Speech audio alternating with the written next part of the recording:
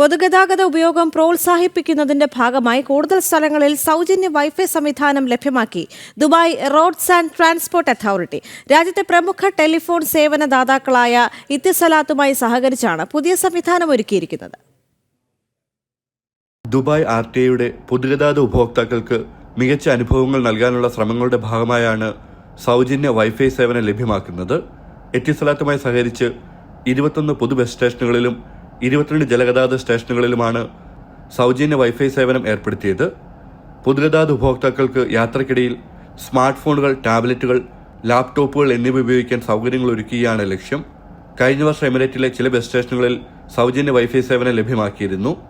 അതേസമയം പൊതുഗതാഗതം വിപുലപ്പെടുത്തുന്നതിന്റെ ഭാഗമായി ദുബായിൽ 637 പുതിയ ബസ്സുകൾ കൂടി നിരത്തിലിറക്കാനും പദ്ധതിയുണ്ട്.